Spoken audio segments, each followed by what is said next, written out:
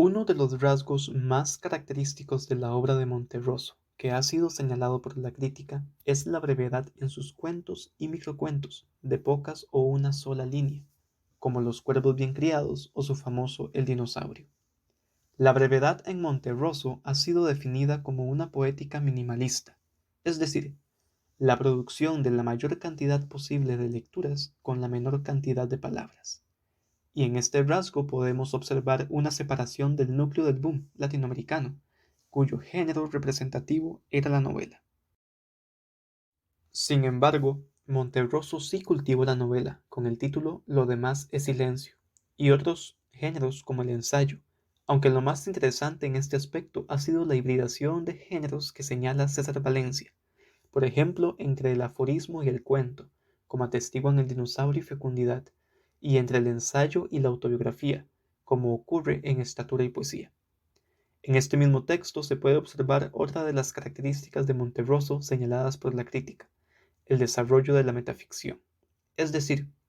recursos mediante el que se describen, analizan, comentan o valoran dentro de la obra literaria temas relativos a la creación o a las características del género de que se trate,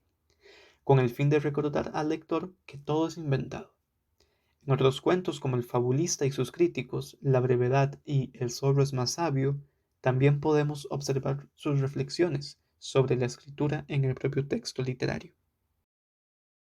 Dos importantes rasgos de la obra de Monterroso, generalmente destacados por la crítica, que deben mencionarse son el humor y la intertextualidad. En cuanto a lo primero, este se caracteriza por el uso de la ironía, entendida como procedimiento ingenioso por el que se afirma o se sugiere lo contrario de lo que se dice con las palabras, de forma que puede quedar claro el verdadero sentido de lo que pensamos o sentimos, tal como ocurre en Fecundidad, donde compara la escritura de una línea con la producción monumental de Balzac. También se puede observar la parodia de obras famosas como En la tela de Penélope o Quién engaña a quién, y la mezcla del humor con la tragedia que, según Jaime Rodríguez, lo acerca a Cortázar, pues en ambos autores los personajes pugnan por ser en el mundo racional, por merecer su consideración o incluso por organizar a su modo la realidad, pero terminan acosados por el rechazo,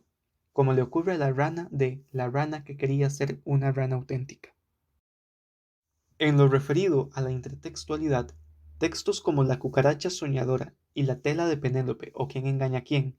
muestran un claro juego intertextual entre la obra de Monterroso y la literatura universal, como ya mencionamos brevemente, en el primer caso con la Metamorfosis de Franz Kafka y en el segundo con la Odisea de Homero. Schmidt señala también alusiones al Quijote, en Lo demás es silencio y La brevedad.